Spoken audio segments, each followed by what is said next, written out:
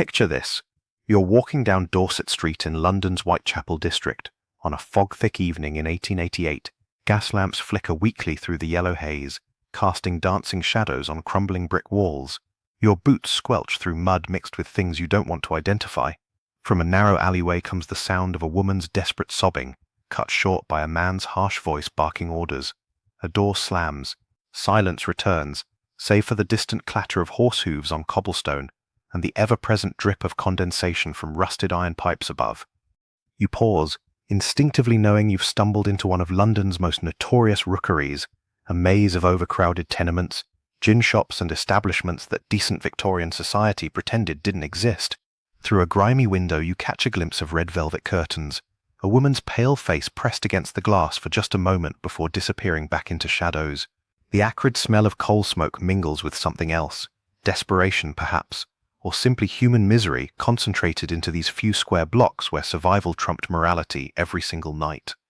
This is where our story begins, not in the grand drawing rooms of Mayfair or the pristine parlours celebrated in Victorian novels, but in the hidden underbelly that made such respectability possible. Before diving into these forgotten stories of survival and suffering, if you enjoy learning about the hidden truths of history, consider hitting that like button and subscribing for more content like this. And please comment below to let me know where you're listening from. I find it incredible that we're exploring these ancient stories together, from different parts of the world, connected across time and space by our shared curiosity about the past. Mary Kelly had been beautiful once. At 25, traces of her former loveliness still flickered across her face when she smiled, which happened rarely in the autumn of 1888 AD. Born in Ireland, she'd arrived in London with dreams common to thousands of young women: domestic service in a respectable household, perhaps marriage to a tradesman, children, a small but clean home. Instead, she found herself trapped in a single room at 13 Miller's Court, earning her living in ways that would have horrified the girl who'd stepped off the boat from County Limerick just a few years earlier. Mary's story wasn't unique. Across Victorian Britain, thousands of women found themselves working in brothels, some grand establishments in fashionable districts, others little more than hovels in the slums. What united them wasn't moral failing, as contemporary society insisted, but economic desperation in an age when women had virtually no legal rights and fewer opportunities for legitimate employment. Dr. William Acton, a prominent Victorian physician who studied prostitution extensively, estimated in his 1857 AD report that London alone housed between 80,000 and 120,000 prostitutes. His clinical language couldn't mask the human tragedy behind those numbers. The great bulk of prostitutes in this country are in all probability daughters of tradesmen of the lower class, domestic servants, and women who have been employed in various kinds of manual labor. But Acton's statistics, shocking as they were to his middle-class readers, barely scratched the surface of a system built on exploitation and maintained by willful blindness. Catherine Kate Eddowes knew the weight of empty pockets and the gnawing ache of hunger. Born in 1842 AD in Graiseley Heath, Wolverhampton, she'd worked as a tin plate stamper before economic hardship drove her to London's East End. By 1888 AD, she was living in common lodging houses, scraping together fourpence for a bed when she could, sleeping rough when she couldn't. On September 29, 1888 AD, she was arrested for drunk and disorderly conduct, not unusual for women in her circumstances, who often turned to gin to dull the sharp edges of poverty and despair. Released from Bishopsgate Police Station at 1 a.m. on September 30th, Kate had fourpence in her pocket, enough for a bed, but she needed money for food. She headed toward the narrow streets where women like her could earn a few coins, unaware that this decision would make her name infamous in criminal history as one of Jack the Ripper's victims. Kate's final hours illuminate the precarious existence of women who drifted between casual prostitution and other forms of survival. These weren't women working in established brothels with fixed addresses and regular clientele. They were part of a vast underclass of casual labourers, street sellers, and occasional sex workers who populated the lodging houses and common kitchens of London's poorest districts. The distinction mattered enormously in terms of safety, income, and social status. Women working in established brothels, while still vulnerable to violence and disease, at least had shelter and some protection from madams who had financial incentives to keep their workers alive and functional. Women like Kate Eddowes, working the streets independently, faced dangers that respectable Victorian society preferred to ignore completely. Hannah Culwick, a domestic servant who kept detailed diaries throughout the Victorian era, provides rare insight into the economic pressures that drove women toward prostitution. Born in 1833 AD, Hannah worked as a maid-of-all-work, scrubbing floors, carrying coal, and performing the back-breaking labor that kept middle-class households functioning. Her wages rarely exceeded £12 per year, barely enough for food and clothing, with nothing left for savings or emergencies. "Got up at 5 this morning," Hannah wrote in her diary entry for May 15, 1860 AD. "Lit the fires, cleaned the grates, scrubbed the front steps, and prepared breakfast before the family woke. My hands are so raw they've started bleeding again, but I daren't complain for fear of losing my place. Margaret, who worked at the house before me, went on the streets after she fell ill and couldn't work. I pray daily that won't be my fate, but I wonder sometimes what choice any of us really have." Hannah's fears were well-founded. Victorian society offered working-class women a narrow range of employment options: domestic service, factory work, piecework like sewing or laundry, or selling goods on the street. All paid wages so low that a single missed week of work due to illness could mean homelessness. Marriage offered some security, but only if a woman could attract a husband capable of supporting a family, no easy task in communities where male unemployment was endemic. For women with children but no husband, the situation became nearly impossible. The 1834 Poor Law Amendment Act had abolished outdoor relief for able-bodied adults, meaning that single mothers faced a stark choice: enter the workhouse where they would be separated from their children, or find some other means of survival. Many chose prostitution as the lesser of available evils. Sarah Wise, a social investigator who spent years documenting conditions in London slums, recorded the testimony of Ellen, a 28-year-old mother of 3. "I'd rather die than see my babies in the workhouse. I know what happens there: children dying of diseases, families split apart forever. When my husband died of consumption, I tried to keep us going with washing and mending, but I couldn't earn enough. The rent man don't care if you've got hungry babies. He wants his money every week, same as always." Ellen worked from a basement room in 7 Dials, one of London's most notorious rookeries. She charged 6pence for her services, roughly equivalent to what a skilled craftsman might earn in an hour. On good nights, she might see 3 or 4 clients. On bad nights, none at all. The mathematics of survival in such circumstances left little room for moral luxury. Josephine Butler, a feminist reformer who campaigned against the Contagious Diseases Acts, understood better than most of her contemporaries how poverty created vulnerability to sexual exploitation. Born in 1828 AD to a middle-class family, Butler had resources that allowed her to investigate conditions that other respectable women couldn't or wouldn't examine directly. In her 1869 AD pamphlet, The Constitution Violated, Butler wrote, "We speak of these women as though they were a separate class, fallen beings who chose their fate. But talk to them, as I have, and you discover they are sisters, daughters, mothers, women who found themselves with no choice but the choice between starvation and survival on terms dictated by male desire." Butler's investigations took her into brothels across Britain, where she documented conditions that shocked even her reformist sensibilities. In Liverpool, she visited establishments where girls as young as 13 worked alongside women in their 40s and 50s. In Birmingham, she found brothels operating above legitimate businesses, their existence known to police, magistrates, and city officials, who chose to look the other way as long as operations remained discreet. "The hypocrisy astounds me," Butler confided to her diary after visiting a high-class establishment in Edinburgh in 1871 AD. "Downstairs, respectable gentlemen conduct business over brandy and cigars. Upstairs, young women, some barely more than children, service the sexual appetites of men who would publicly denounce them as fallen creatures. The same men who vote on laws governing public morality by day become customers of vice by night." Butler's observations revealed a crucial aspect of Victorian brothel culture: the elaborate system of denial and double standards that allowed it to flourish. Respectable society maintained its moral authority by treating prostitution as an unfortunate necessity that existed entirely outside the bounds of civilized life. This fiction required constant maintenance, including laws that criminalized the women involved while rarely touching their male customers. Dr. James Miller, a physician who worked in London's East End during the 1870s and 1880s, kept detailed case notes that provide medical perspective on conditions in Victorian brothels. His patient records, preserved in the archives of the Royal London Hospital, document the physical toll of prostitution with clinical precision that's both invaluable and heartbreaking. Patient Agnes M., age 17, admitted March 14, 1882 AD, Miller wrote, "Severe lacerations to genital area, consistent with violent assault. Patient states she works at establishment on Commercial Street, refuses to name perpetrator for fear of losing employment. This marks her fourth admission in 6 months. Malnutrition evident. Patient weighs approximately 6 stone despite average height. Symptoms consistent with consumption in early stages. Miller's notes reveal patterns of violence, disease, and neglect that characterized life in Victorian brothels. Venereal diseases spread rapidly in an era before antibiotics, leaving women with painful, often fatal infections. Violence from customers was common and rarely prosecuted.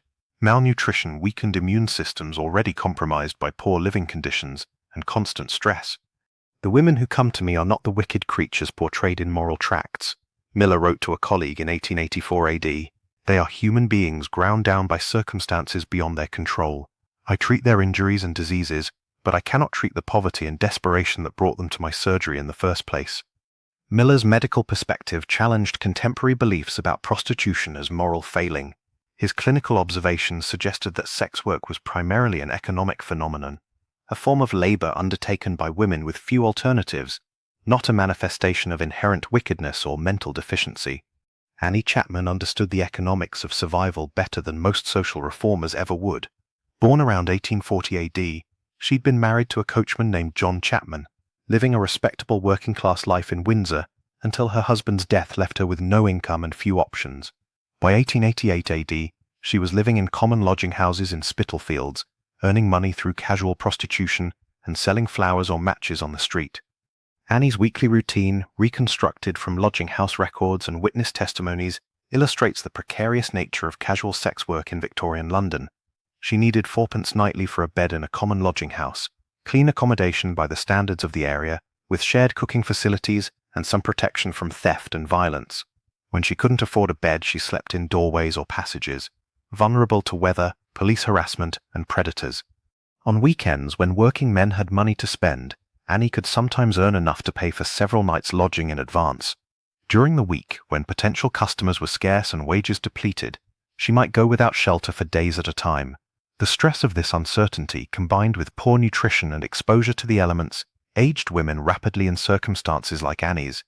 Timothy Donovan, deputy keeper of Crossingham's lodging house where Annie often stayed, testified at her inquest about her final days. She was a quiet woman, never any trouble, always tried to pay her way, though sometimes she'd be short of the 4pence for her bed. On those nights I'd see her walking toward Hanbury Street, looking for business. She was getting on, not young anymore, and the work was getting harder for her. Annie's situation reflected broader changes in London's casual prostitution market during the 1880s. Economic depression had increased competition among working-class women for both legitimate and illegitimate employment. Younger women commanded higher prices, leaving older prostitutes to work for less money in increasingly dangerous circumstances. The night of September 7, 1888 AD, Annie couldn't raise the 4pence for her lodging. She'd been ill for weeks, suffering from what lodging house residents described as consumption and chronic stomach problems that may have been symptoms of advanced syphilis. Timothy Donovan found her sitting in the kitchen of Crossingham's around 2 a.m., clearly unwell and without money for a bed. "I can't let you stay here without paying," Donovan told her, though witnesses reported he seemed reluctant to turn out a sick woman in the middle of the night. "I'll be back soon," Annie replied, wrapping a thin shawl around her shoulders before walking into the darkness of Dorset Street. She was found murdered 6 hours later in the backyard of 29 Hanbury Street, her body bearing evidence of the brutal violence that would make her the second confirmed victim of Jack the Ripper. But Annie's death, shocking as it was, represented just one tragic endpoint of circumstances that trapped thousands of Victorian women in cycles of poverty and exploitation. Margaret Harkness, a journalist and social investigator writing under the pseudonym John Law, spent months in 1887 AD living among the women of London's East End to document their experiences firsthand. Her book In Darkest London provides rare contemporary insight into the social structures that sustained prostitution in Victorian Britain. "The public believes these women choose their fate," Harkness wrote, "but choice implies alternatives, and what alternatives exist for a woman with no education, no family support, and no legal rights? The factory pays starvation wages for 14-hour days that destroy health and spirit. Domestic service means sexual vulnerability to male employers with no legal recourse for assault. Marriage to a working-class man offers the security of shared poverty if he lives, and destitution when he dies." Harkness documented the informal networks that connected different levels of sex work in Victorian London. Women working in established brothels sometimes acted as recruiters, approaching desperate women in workhouses, lodging houses, and factory districts. The process wasn't always coercive in obvious ways. Often it was simply a matter of offering solutions to immediate crises. "I met Lily in the workhouse," recalled Emma, a woman Harkness interviewed in 1887 AD. "She'd been there before, knew how awful it was. Families separated, husbands from wives, mothers from children. When I was about to go in with my baby, she told me there was another way. Said she knew a place where I could earn enough to rent a room, keep my daughter with me. I didn't know what kind of work she meant at first, and when I figured it out, it seemed better than losing my child forever." Emma's story illustrates how Victorian society's harsh treatment of unmarried mothers created vulnerabilities that brothel operators could exploit. The workhouse system, designed to discourage dependence on public relief, often forced women into prostitution by making legitimate alternatives unbearably punitive. Harkness also documented the elaborate hierarchy that existed within Victorian brothel culture. At the top were expensive establishments in fashionable districts like St. John's Wood or Regent Street, where well-dressed women entertained wealthy clients in luxurious surroundings. These houses operated with semi-official protection, paying bribes to police and local officials to ensure discretion. Mrs. Jeffries, who operated high-class establishments in Chelsea and Marylebone during the 1870s and 1880s, employed women who could pass for respectable middle-class ladies. Her brothels featured elegant furnishings, excellent food and wine, and entertainment that might include piano music or theatrical performances. Clients paid premium prices for the illusion of seducing virtuous women rather than purchasing commercial sex. But Mrs. Jeffries' establishments, while luxurious compared to street prostitution, still operated on fundamentally exploitative principles. Women working in high-class brothels typically owed substantial debts to madams for clothing, room, board, and medical care. These debts, calculated at inflated rates, could take years to repay while accruing interest that kept women in permanent bondage. Police records from 1885 AD show that Mrs. Jeffries' operation came under official scrutiny only when it began attracting attention from moral reform societies.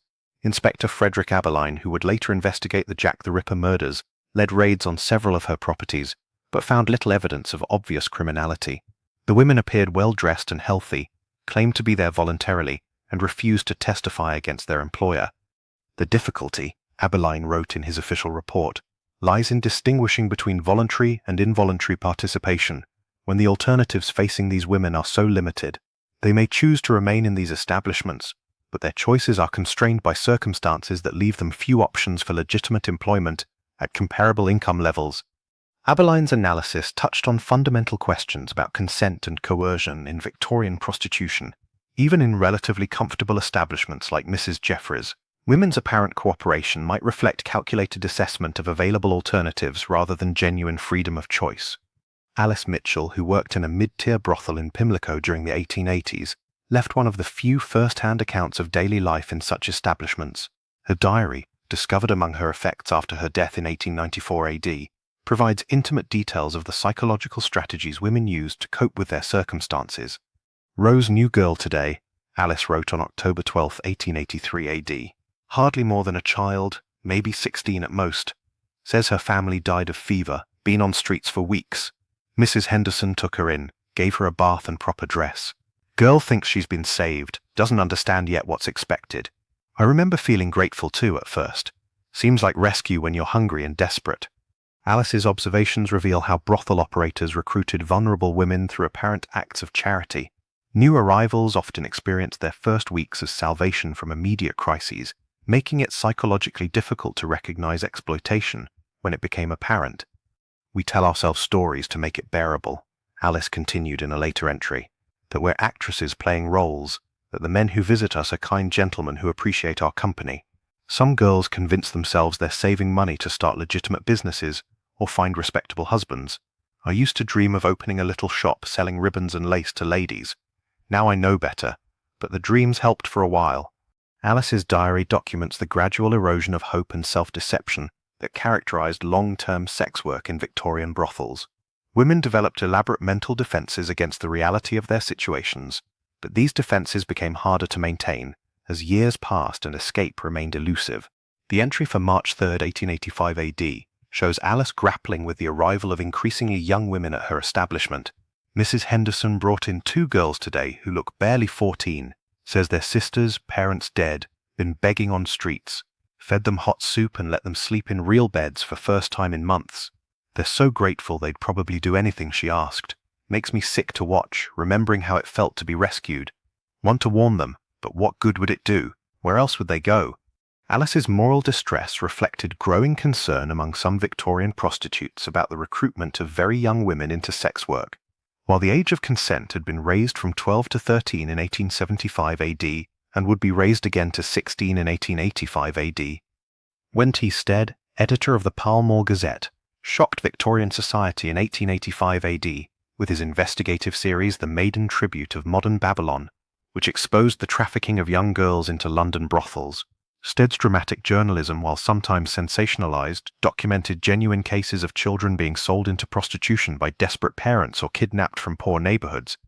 "I have purchased the persons of these children," Stead wrote, describing his investigation, "not for my own base purposes, but to demonstrate how easily such transactions can be accomplished in Christian England. The corruption of youth proceeds with mechanical regularity, protected by the silence of those who should be guardians of public morality." Stead's exposé led to the Criminal Law Amendment Act of 1885 AD, which raised the age of consent and criminalized procurement of young women for prostitution. But legal changes had limited impact on the underlying conditions that made children vulnerable to sexual exploitation. Poverty, family breakdown, and lack of social support systems continued to push young people toward dangerous forms of survival. Rebecca Jarrett, a former prostitute turned moral reformer who assisted Stead's investigation, provided detailed testimony about methods used to recruit young women into Victorian brothels. Born around 1846 AD, Rebecca had worked in prostitution for nearly 20 years before experiencing religious conversion and dedicating her life to rescue work. "They target girls at their most vulnerable moments," Rebecca testified to a parliamentary commission in 1886 AD, "when they're newly orphaned or thrown out of employment or running from violent homes. Offer them food, shelter, pretty clothes, things they've never had. By the time they understand what's expected in return, they're already trapped by debt and dependency." Rebecca's testimony revealed sophisticated recruitment networks that operated across Britain and continental Europe. Young women might be approached in one city, transported to another where they had no local connections, and established in brothels where isolation made escape nearly impossible. "In Liverpool, I knew women who worked specifically as recruiters," Rebecca continued. "They'd watch the ships from Ireland, looking for young women traveling alone, offer to help them find employment in London or Manchester. These girls trusted them because they were women, seemed respectable, spoke kindly.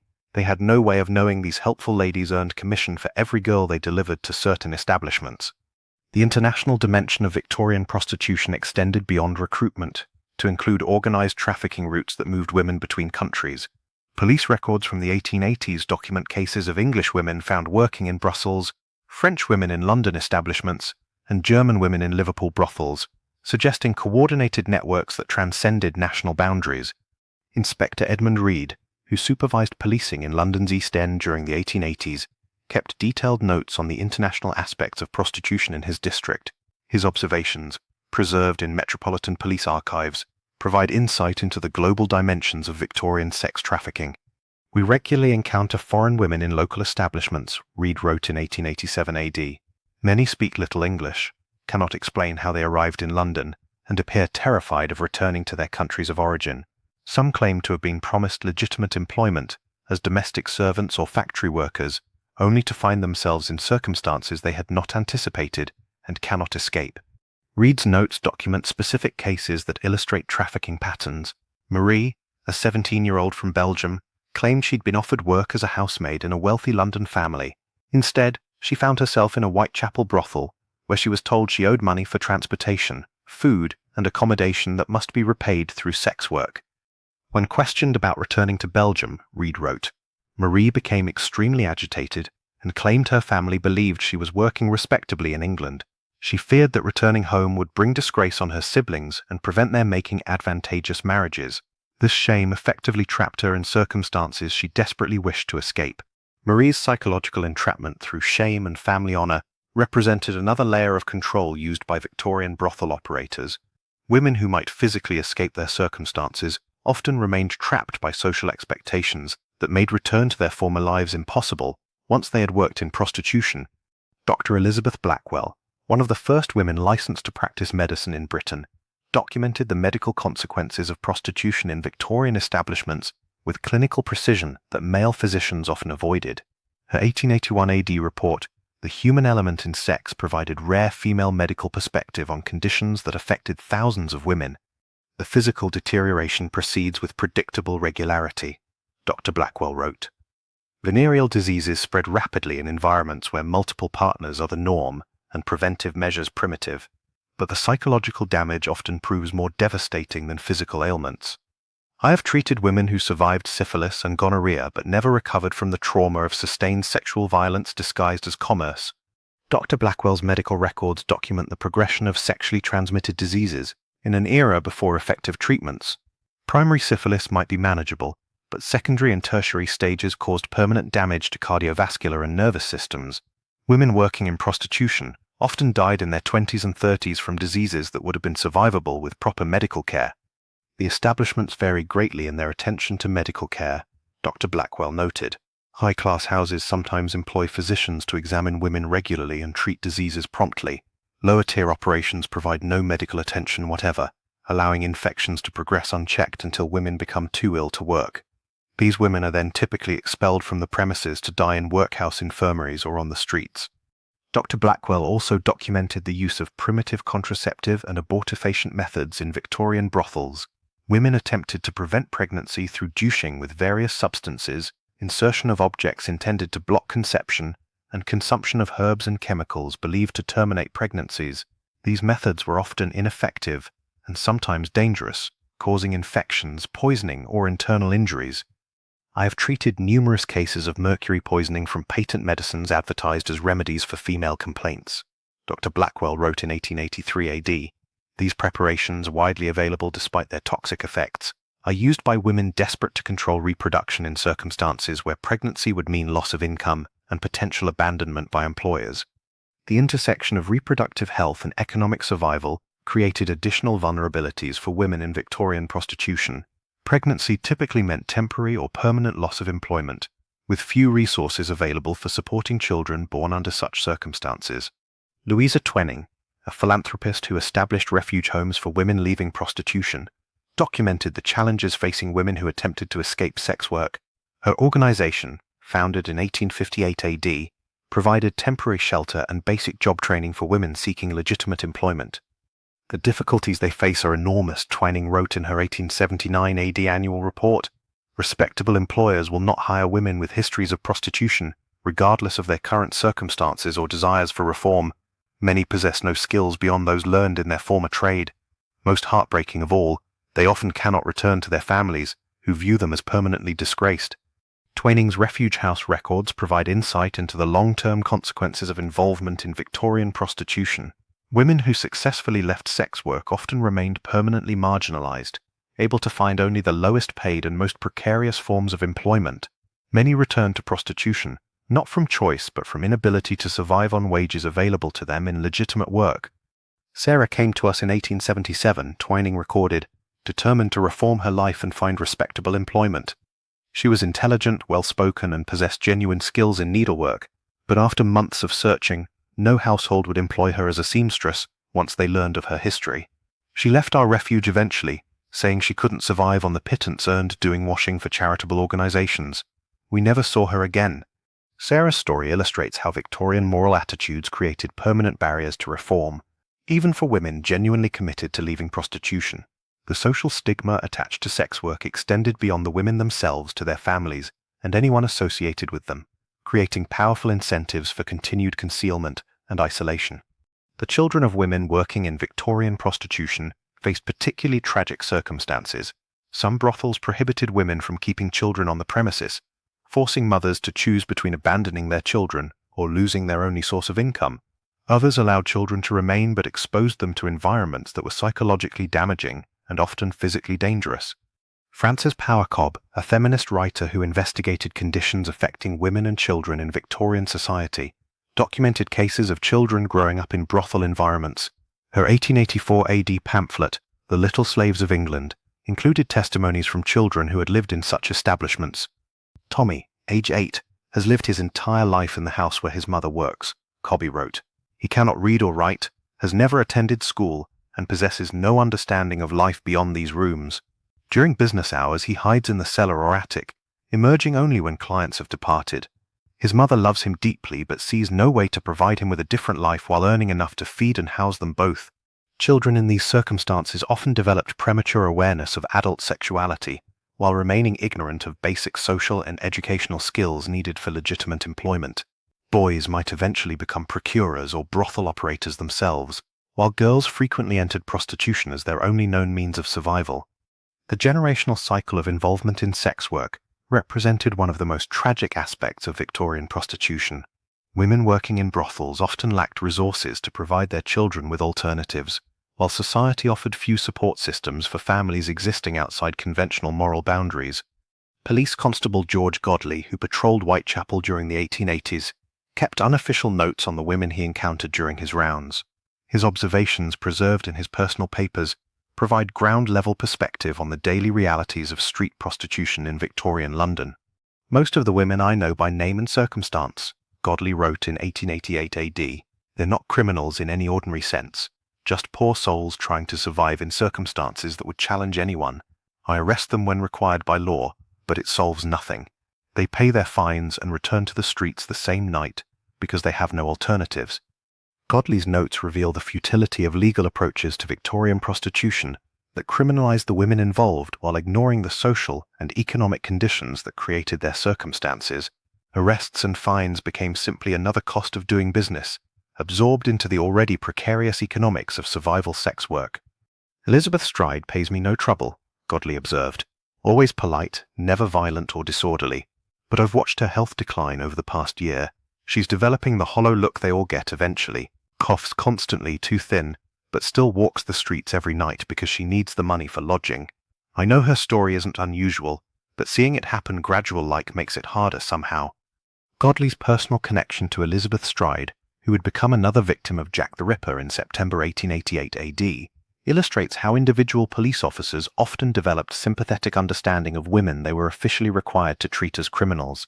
This created internal conflicts between professional duty and human compassion that characterized law enforcement's relationship with prostitution throughout the Victorian era. The night of September 30th, 1888 AD, brought particular tragedy to London's East End, when two women, Elizabeth Stride and Catherine Eddowes, were murdered within an hour of each other, both killed while engaged in survival sex work that had become their only means of avoiding destitution. Their deaths crystallized public attention on conditions that had existed for decades but remained largely invisible to respectable society. Elizabeth had been born in Sweden in 1843 AD, immigrating to London where she worked as a domestic servant before circumstances led her to occasional prostitution. Catherine, as we've seen, had worked as a tin plate stamper before economic hardship drove her to similar expedients. Both women were past their prime by sex work standards, competing for customers with younger women in an oversaturated market. Their murders shocked Victorian society not because such violence was unusual. Women in their circumstances faced danger constantly, but because the theatrical brutality of their deaths forced public acknowledgement of lives that polite society preferred to ignore. Newspaper coverage of the Jack the Ripper murders provided graphic details of the victims' final hours, while maintaining moral distance through language that emphasized their deviation from respectable femininity. The Times of London, reporting on Elizabeth Stride's death, noted, "The deceased was a woman of dissolute character who frequented the common lodging houses of the district." This language, typical of contemporary reporting, served to maintain boundaries between worthy and unworthy victims, while avoiding examination of the social conditions that had led to their circumstances. But some observers recognized the broader implications of the murders. George Bernard Shaw, writing in the Star newspaper in September 1888 AD, challenged his readers to consider the social context. The Whitechapel murders are not the work of a monster, but the inevitable result of a social system that creates monsters by denying basic dignity and security to the most vulnerable members of society.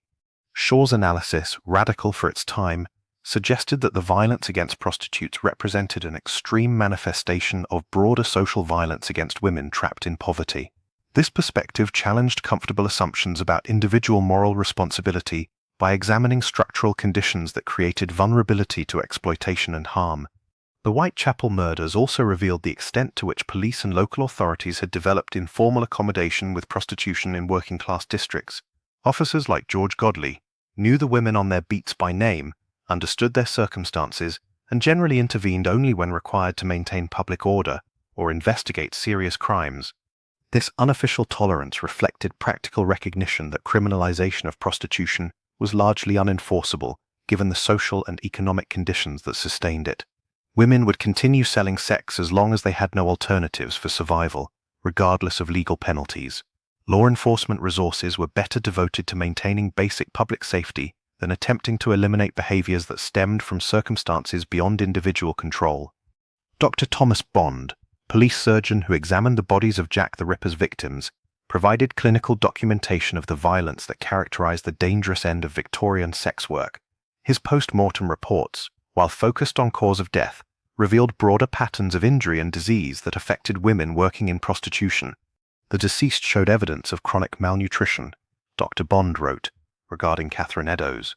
Dental decay consistent with poor diet and lack of medical care, scarring on hands and arms, suggests previous violent encounters. Overall physical condition indicates prolonged exposure to harsh living conditions and inadequate nutrition. Dr. Bond's medical examinations revealed that the spectacular violence of the Ripper murders represented only the most extreme end of a spectrum of harm that women in prostitution faced regularly. Malnutrition, disease, exposure to weather, and violence from customers created cumulative damage that shortened lives, even when individual incidents weren't immediately fatal. The autumn of 1888 AD marked a turning point in public awareness of conditions affecting women in Victorian prostitution. The murder investigations brought unprecedented attention to districts like Whitechapel, where journalists and social investigators documented living conditions that shocked middle-class readers. Arthur Morrison, a journalist who spent months investigating conditions in London's East End, published his findings in Tales of Mean Streets. His descriptions of Whitechapel revealed a world that existed parallel to respectable Victorian society, but remained largely hidden from public view. The streets are narrow and crooked, Morrison wrote, lined with houses that seem to lean against each other for support. In the doorways and passages, women wait for customers who may never come. They range in age from girls who should be in school to grandmothers old enough to remember better times. What unites them is not wickedness, but the simple mathematics of survival in a society that offers them no alternatives. Morrison's journalism captured the grinding poverty that sustained prostitution in Victorian London, while challenging readers to consider their own complicity in systems that created such desperation. His work contributed to growing awareness that sexual exploitation couldn't be understood as individual moral failing, but required examination of broader social and economic structures. The investigations following the Whitechapel murders also revealed the extent to which local businesses and institutions had developed symbiotic relationships with prostitution. Public houses served as informal meeting places where women could encounter potential customers. Lodging houses provided shelter that made survival possible between periods of work. Medical practitioners, chemists, and even clergymen developed informal roles in supporting women who existed outside conventional social structures. John McCarthy, who owned several properties in Miller's Court where Mary Kelly lived, exemplified the complex relationships between legitimate business and prostitution in Victorian working-class districts. McCarthy collected rents from women he knew worked as prostitutes, extending credit when necessary, and providing basic security that made their survival possible. "I don't ask questions about how my tenants earn their money," McCarthy testified at Mary Kelly's inquest. "My business is providing clean, safe accommodation at prices working people can afford. If I refused to rent to women of questionable reputation, half my properties would stand empty. The ladies pay their rent regular, keep their rooms clean, and cause less trouble than some of my male tenants who drink too much." McCarthy's testimony illustrated how Victorian prostitution was embedded within networks of legitimate commerce that depended on income from sex work, while maintaining public distance from its moral implications. This economic interdependence made campaigns to eliminate prostitution practically impossible, regardless of moral objections. The relationship between alcohol and prostitution in Victorian society created additional layers of exploitation and vulnerability. Public houses served as crucial social spaces for working-class communities, but they also functioned as recruitment centers where desperate women could be identified and approached by procurers or brothel operators. Gin palaces, which proliferated in poor districts during the mid-19th century, offered temporary escape from harsh living conditions through cheap alcohol and gaudy entertainment, but they also created environments where intoxicated women became vulnerable to sexual exploitation and recruitment into prostitution. Martha Tabram, murdered in George Yard Buildings on August 7, 1888 AD, exemplified the connections between alcohol, poverty, and vulnerability to violence that characterized many women's lives in Victorian London's working-class districts.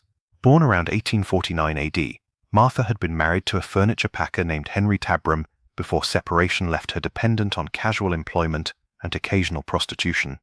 On the night of her death, witnesses saw Martha drinking with soldiers in several public houses around Whitechapel. Her decision to accompany one of these men to a secluded location reflected the calculated risks that women in her circumstances took regularly, balancing immediate financial need against personal safety in situations where neither could be guaranteed. Martha's murder, which preceded the canonical Jack the Ripper killings, received relatively little attention from press or police.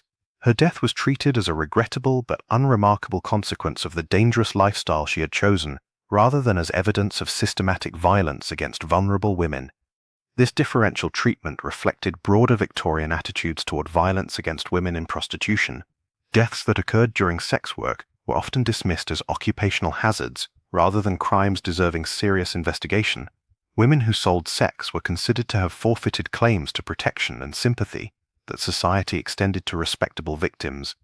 The contrast became apparent in press coverage of the canonical Ripper murders, which received intense attention, partly because their spectacular brutality transcended normal boundaries of violence against prostitutes. The theatrical mutilation of the victims forced public acknowledgement that these were human beings who had suffered extraordinary violence, not simply casualties of their chosen profession. Annie Millward, who survived a knife attack in February 1888, provided rare first-hand testimony about violence against women working in prostitution. Her statement to police, given while recovering from wounds that nearly killed her, described an attack that would have been typical, except for her survival to report it. "He seemed like a gentleman at first," Annie told Inspector Reed. "Well-dressed, polite manner of speaking, said he had a room nearby where we could conduct our business privately.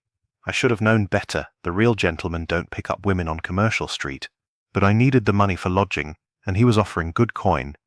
Annie's testimony revealed patterns of behavior that may have characterized attacks on other women who didn't survive to report them. Assailants who targeted prostitutes often used their apparent respectability to gain trust before revealing violent intentions. Women working in dangerous circumstances had to make rapid assessments of potential customers based on limited information, with fatal consequences when they guessed wrong. "Once we were alone, his whole manner changed," Annie continued. "Started talking about cleansing the streets of filth like me, said he was doing God's work. I tried to run, but he had a knife, came at me like a madman. If that constable hadn't heard me screaming, I'd be dead like the others." Annie's description of her attacker's language, references to cleansing and divine mission, suggested that violence against prostitutes was often motivated by moral ideology rather than simple criminal intent. Men who attacked women in prostitution frequently justified their actions through religious or social reform rhetoric that portrayed violence as purification rather than crime. This ideological dimension of violence against prostitutes reflected broader Victorian anxieties about sexuality, morality, and social order. Women who sold sex became symbolic targets for men who felt threatened by changing social conditions or their own inability to conform to masculine ideals of respectability and success. The testimony of survivors like Annie Millward provided crucial insight into patterns of violence that remained largely invisible because so few victims lived to report their experiences. Her survival was unusual enough that police initially doubted her account, assuming that attacks on prostitutes typically resulted in death or were fabricated to gain sympathy.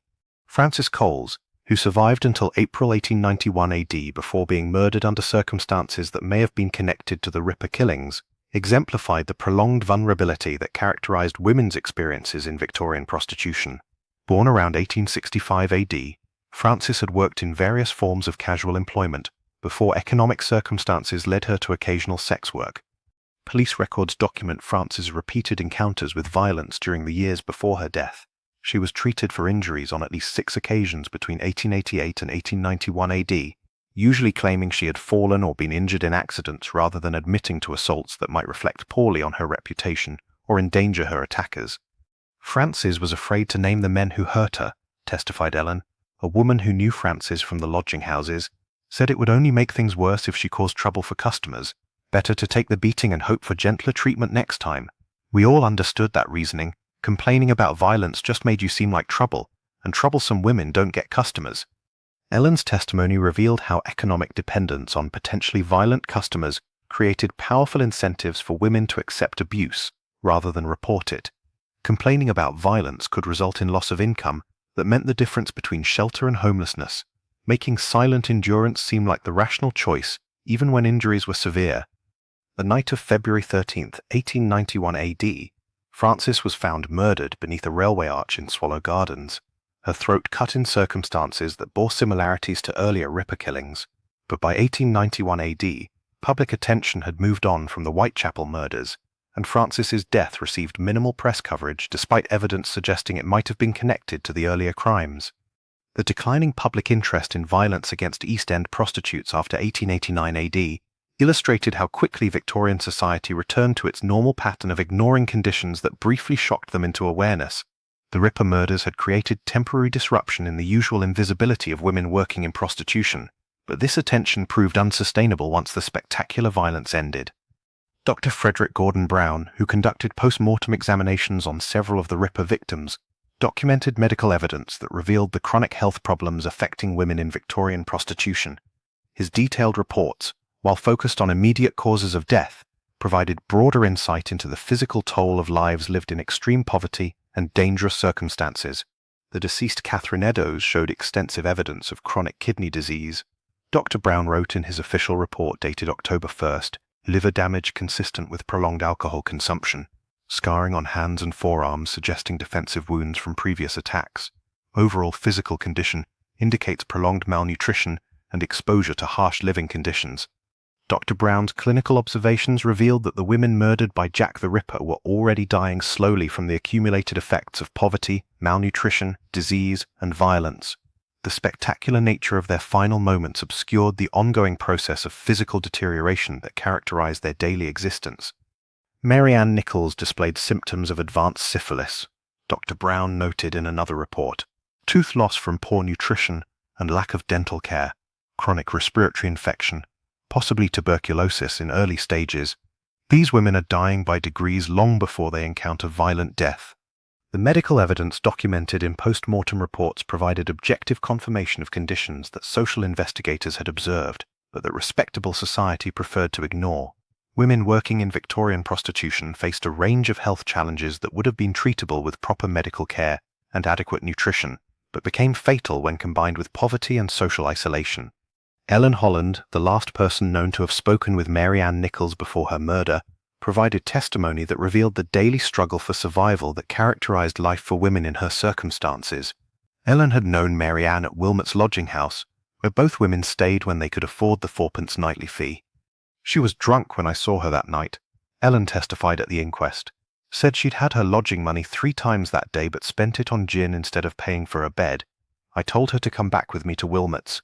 Said I'd try to convince them to let her stay without paying, but she laughed and said she'd soon get her DOS money, pointed to her bonnet and said it was new, and she'd have no trouble finding a customer. Ellen's testimony revealed the immediate economic calculations that govern daily survival for women in Mary Ann's circumstances. The choice between spending money on alcohol for temporary relief from harsh conditions or saving it for shelter reflected the impossible trade-offs that desperate poverty imposed on women with few resources and fewer options. I should have insisted she come with me, Ellen continued. Should have paid her lodging myself, though I could barely afford my own. But you get tired of trying to save people who don't seem to want saving. Mary Ann had been drinking too much for months, taking more risks, not looking after herself proper. We all saw it happening, but what could we do? Ellen's sense of guilt and helplessness reflected the psychological toll on women who watched friends and acquaintances deteriorate under conditions they couldn't escape themselves. The solidarity that developed among women in similar circumstances was complicated by competition for scarce resources and the knowledge that anyone might be the next victim of violence or disease. Mary Ann's final hours, reconstructed from witness testimony and police investigation, illustrated the random nature of violence that made every encounter potentially fatal for women working in street prostitution. Her decision to reject Ellen's offer of help and continue searching for customers reflected not recklessness but rational assessment of her immediate options, given the resources available to her. The night of August 31st, 1888 AD, Mary Ann needed 4p for lodging and had no legitimate means of earning it before the lodging houses stopped admitting residents for the night. Her choice to continue working despite intoxication and obvious vulnerability represented the kind of calculated risk that women in her circumstances took regularly, because the alternative sleeping rough carried different but equally serious dangers. Charles Cross, the carman who discovered Mary Ann's body in Bucks Row, testified that he initially mistook her for a drunk woman sleeping in the street. His assumption reflected how common it was to encounter intoxicated or ill women in the public spaces of working-class districts, making violent death difficult to distinguish from other forms of urban misery until examined closely. "I thought she was just another poor soul who'd had too much drink," Cross testified. "You see them all the time in these streets, women who've nowhere else to go, sleeping wherever they can find shelter. It wasn't until I got closer that I realized something was wrong. The way she was lying, the blood, I knew then she wasn't just drunk." Cross's testimony revealed how violence against women in Victorian working-class districts was normalized to the extent that murder victims could be mistaken for routine casualties of poverty and social neglect. The conditions that made women vulnerable to fatal violence were so common that death itself became unremarkable, until it took particularly dramatic forms. Robert Paul, another carman who encountered Mary Ann's body shortly after Cross, initially refused to approach what he assumed was simply another drunk woman. His reluctance reflected working-class men's learned avoidance of involvement with women who appeared to be prostitutes, understanding that association with such women could damage their own reputations and employment prospects. "Cross called me over, said something was wrong with the woman," Paul testified. "I didn't want to get involved at first. You learn to mind your own business in these parts, especially when it comes to women of that sort. But Cross seemed genuinely concerned, so I took a look. Wish I hadn't, to be honest. Some sights stay with you." Paul's testimony illustrated how social stigma attached to prostitution created barriers to assistance, even in life-threatening situations. Men who might have helped women in distress hesitated when those women appeared to be engaged in sex work, understanding that involvement could compromise their own social standing. The discovery of Mary Ann's body marked the beginning of public awareness of conditions that had existed in London's working-class districts for decades, but remained largely invisible to respectable society. Her death became significant, not because violence against prostitutes was unusual, but because the circumstances of her murder eventually forced acknowledgement of lives that polite Victorian society preferred to ignore. Inspector John Spratling, who supervised the initial investigation of Mary Ann's murder, documented police procedures that revealed law enforcement's routine handling of violence against women in prostitution.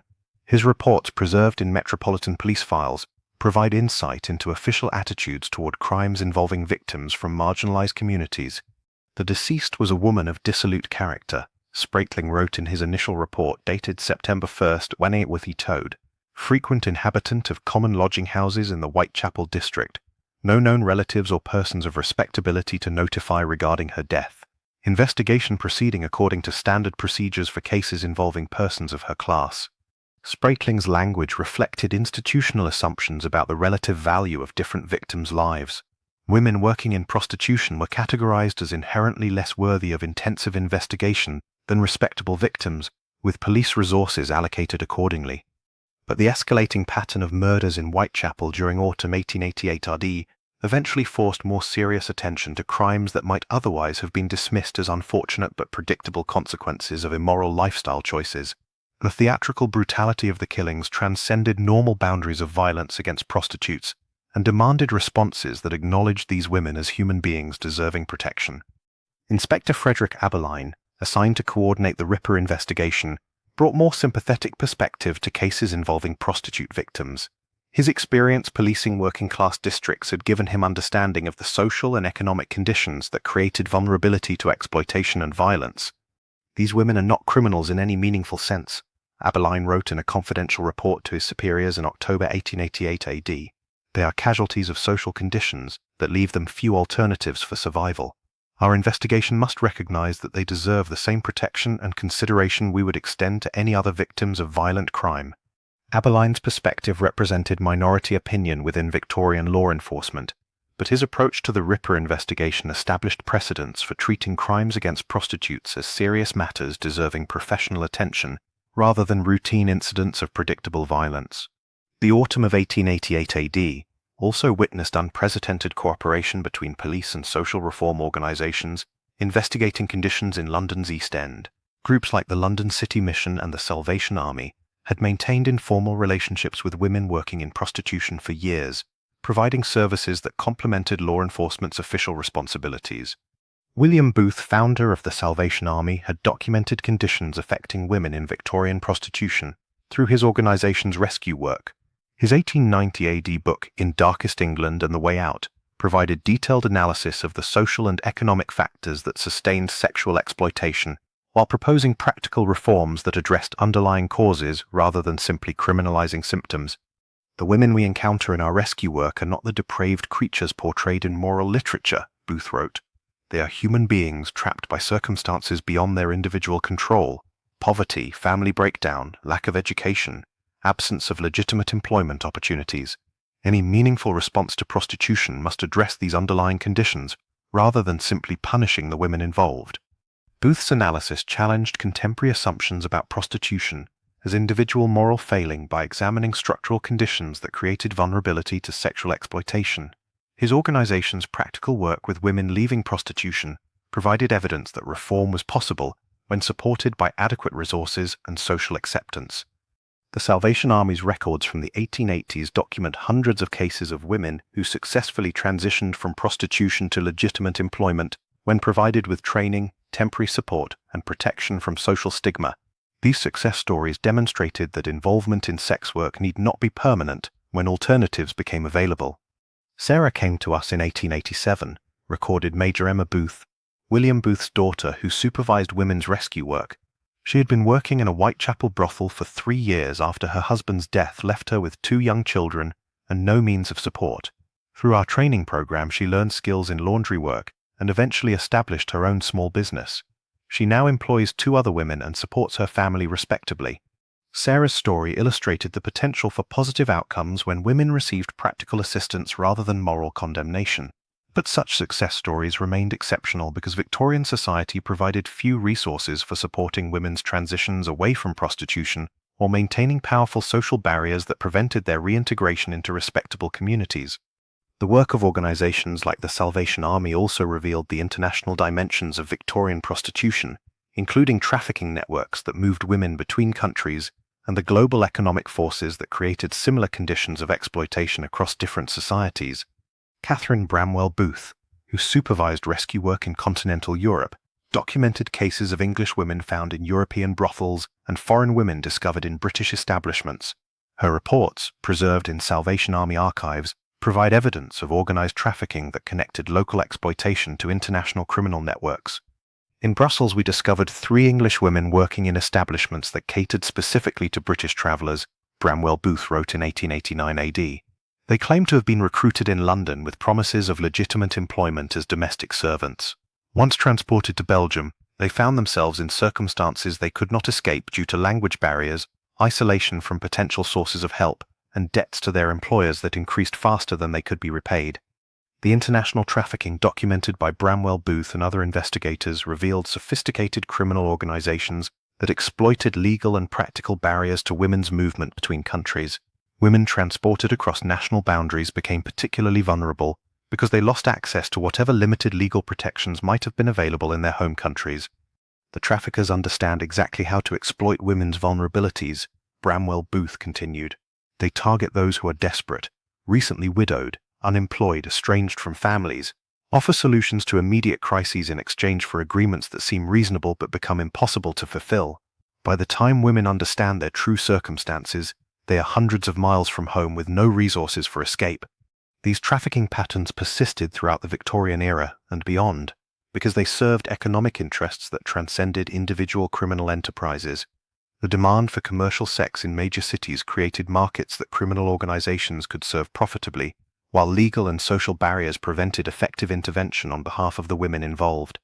As our journey through the hidden chambers and shadowed streets of Victorian prostitution draws toward its close, we must confront a final, uncomfortable truth. The system we've explored never truly ended.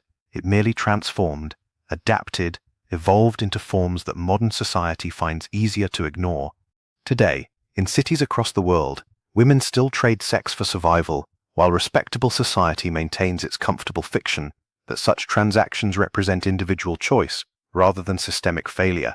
The gaslit streets of Whitechapel have given way to internet advertisements and massage parlors, but the fundamental mathematics of desperation remain unchanged. Poverty still creates vulnerability. Social marginalization still prevents escape. Violence still claims victims whose deaths merit little attention from authorities or media. The women we've encountered in these pages, Mary Kelly, Annie Chapman, Catherine Eddowes, Elizabeth Stride, and countless others whose names were never recorded, continue to walk among us in different clothes, speaking different languages, but facing remarkably similar circumstances. Their stories echo in modern trafficking networks, in the economic calculations of women choosing between different forms of exploitation, in the violence that remains an occupational hazard for those who sell sex in societies that criminalize their survival strategies while ignoring the conditions that make such strategies necessary. Victorian society's elaborate performance of moral outrage, while simultaneously sustaining the system it claimed to deplore, finds perfect modern expression in legislative approaches that criminalize prostitution, while doing nothing to address the poverty, inequality, and lack of alternatives that create circumstances where selling sex becomes rational choice for women with limited options. The real horror of Victorian brothels wasn't simply the individual suffering they contained, though that suffering was immense and genuine. The true horror lay in how thoroughly the system functioned as intended, channeling the sexual desires of respectable men toward women who could be used and discarded without challenging the moral authority of the society that created and sustained their exploitation. Walk through any major city today, and you'll find the descendants of those Victorian establishments, massage parlors with neon signs, escort services advertising in weekly newspapers, internet platforms connecting buyers and sellers of commercial sex. The technologies have evolved, but the fundamental relationships remain unchanged. Desperation on one side, desire on the other, with profit and exploitation bridging the gap between them. Picture yourself once more on that fog-shrouded evening in Whitechapel, 1888 AD. But this time, as you listen to the sounds echoing from those shadowed doorways, the hushed negotiations, the creaking stairs, the muffled cries, remember that these sounds haven't truly stopped. They've simply moved to places where respectable society need not hear them, hidden behind different facades, but sustained by the same ancient economics of survival that drove Mary Kelly to Miller's Court on that final November night when she opened her door to the darkness waiting outside.